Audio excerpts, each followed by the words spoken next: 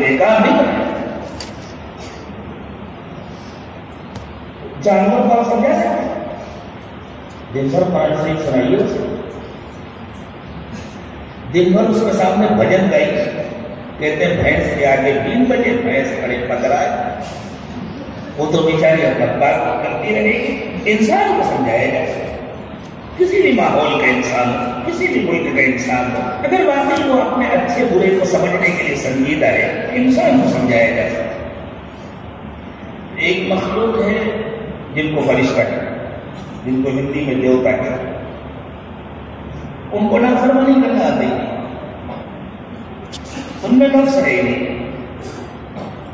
ایک مخلوق ہے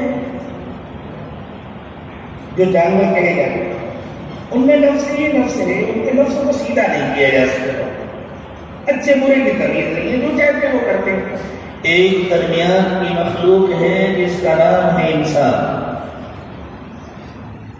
انسان کو اللہ نے ایسا بنایا ہے کہ یہ اچھا بھی بن سکتا ہے, برا بھی بن سکتا ہے.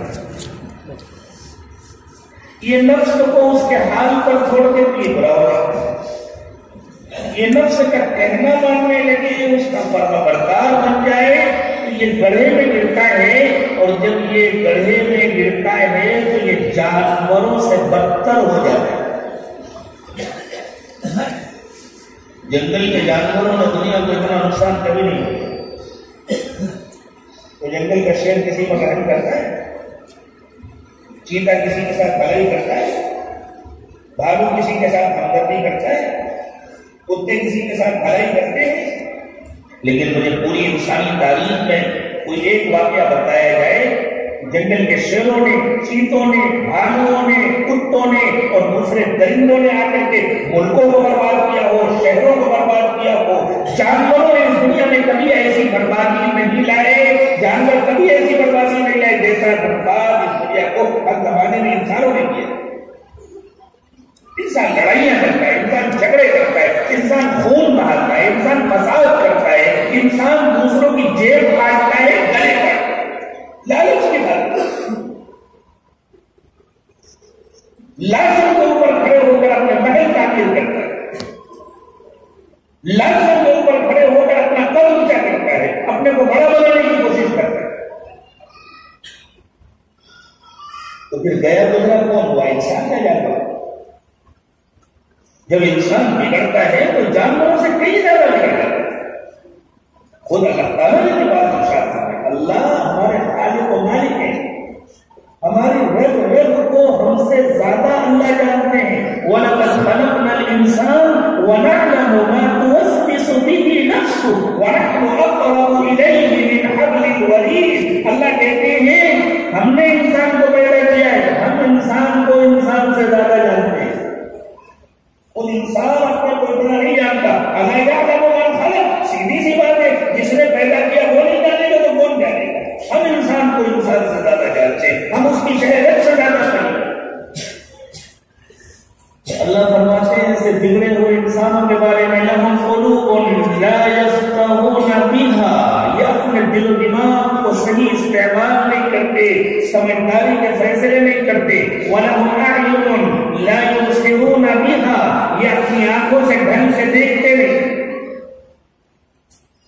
صرف آنکھ سے دیکھ کے یہ فیصلہ کرنا یہ کھاؤں یا نہ کھاؤں, یہ کلر اچھا ہے یہ کلر برا ہے, تب جانور بھی کر لیتے. انسان کو تو اللہ نے آنکھیں اس لیے دیے ہیں کہ انسان مخلوق کو دیکھے اور خالق کو پہچانے.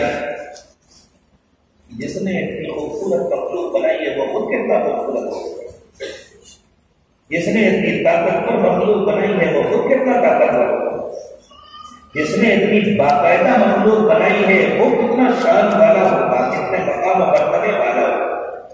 وَلَهُمْ أَعْيُنٌ لَا يُبْصِرُونَ بِهَا, ان کو آنکھیں ملی ہیں لیکن یہ اپنی آنکھوں کا صحیح استعمال نہیں کرتے. وَلَهُمْ آذَانٌ لَا يَسْمَعُونَ بِهَا, ان کو کان ملے ہیں لیکن یہ اپنے کانوں کا صحیح استعمال نہیں کرتے. أُولَٰئِكَ كَالْأَنْعَامِ بَلْ هُمْ أَضَلُّ, یہ جانوروں کی طرح ہیں بلکہ جانوروں سے زیادہ بھٹکے ہوئے.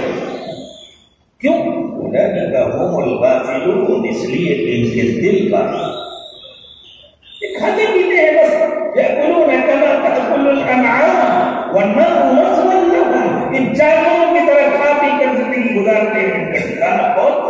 ان کا انجام جہنم ہے.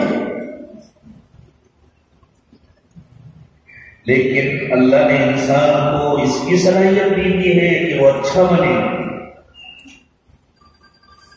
اور اچھا بن کر وہ اپنے اندر کوئی نئی صلاحیت نہیں پیدا کرتا. وہ اچھا بن کر ان صلاحیتوں کو جو اللہ نے اس کو فطری طور پر پیدائشی طور پر عطا فرمائی ہے ان کا صحیح استعمال کرتا ہے. اور جب وہ ان صلاحیتوں کا صحیح استعمال کرتا ہے تو وہ فرشتوں سے بھی آگے بڑھ جاتا ہے. اللہ کو درمیان میں اللہ نے انسان کو رکھا ہے. گرتا ہے تو جانوروں سے نیچے جاتا ہے، اٹھتا ہے تو فرشتوں سے اوپر جاتا ہے.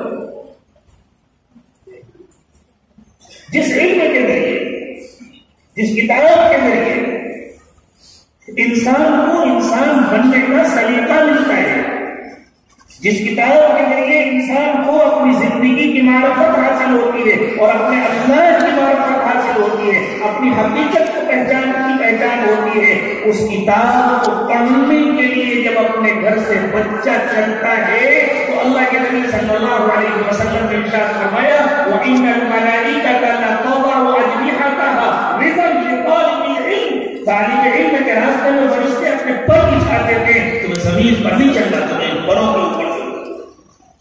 ہمیں اگرچہ آنکھوں سے نہیں نظر آتے.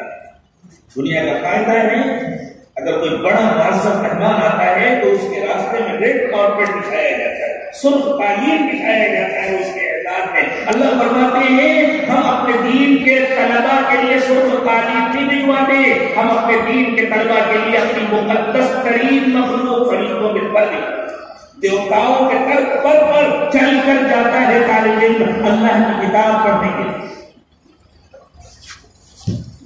انسان کو اللہ نے اتنا بلند مقام دیا، گرتا ہے تو جانوروں سے نیچے جاتا ہے. جانور بھی اس پر لعنت کرتے ہیں، جانور بھی اس پر گالیاں دیتے ہیں، جانور بھی اس کو حقیر سمجھتے ہیں، یہ تو ہم سے بھی زیادہ برا ہے. جانور اس سے پناہ مانگتے ہیں. لیکن جب وہ بلند ہوتا ہے اٹھتا ہے تو فرشتوں سے اوپر جاتا ہے. ہر انسان کو اپنے کوئی نہ کوئی صلاحیت ہے. کوئی انسان اس دنیا میں بیکار نہیں. آپ کیا سمجھتے ہیں جو پڑھ لکھ کر کلکٹر بن جاتے ہیں، ایس پی بن جاتے ہیں وہی کام کے لوگ ہیں. جو مارکیٹ میں انسپیکٹر بن جاتا ہے وہی کام کرتا ہے. ارے مارکیٹ میں بیوپاری لوگ انسپیکٹر صاحب سے کس کو کریں گے؟ اور اگر پیسے کمانے والے لوگ نہ ہوں تو انکم ٹیکس والے ٹیکس کس سے وصول کریں گے؟ اور اگر کارخانوں میں کام کرنے والے مزدور نہ ہو تو مالک صاحب اپنے کیبن میں بیٹھ کے کیا کر لیں گے؟ ہر انسان کو اللہ نے بے پناہ صلاحیت دی. ایک کارخانے کا مالک جس طرح اہم ہے اس کارخانے کے لیے ایک مزدور بھی اتنا ہی اہم ہے، ایک واچ مین بھی اتنا ہی اہم ہے. اس طرح کسی مشین کا کوئی بڑا پرزہ جتنا اہم ہے چھوٹا سا پرزہ بھی اتنا ہی ہے. آپ کے یہاں آپ کو پاور ایک چھوٹا سا کانٹا ہوتا ہے، ایک چھوٹا سا کانٹا ہوتا ہے جو روکنے کا کام کرتا ہے. اگر وہ کانٹا ٹوٹ جائے تو مجھے ٹوٹ جائے چند روکنے کا بالکل معمول، لیکن ٹوٹ جائے تو اس کی بھی اتنی ہی اہمیت ہے جتنی پوری سلائی کی اہمیت ہے اور جتنے دوسرے اس کے اجزاء کی اہمیت ہے. مجھے اس وقت آپ کو باور میں صحت نہیں کرانا، میں اس دنیا میں رہ چکا ہوں اس لیے اس کی پوری تفصیل مجھے معلوم. اسی طرح دنیا میں ہر انسان قیمتی ہے،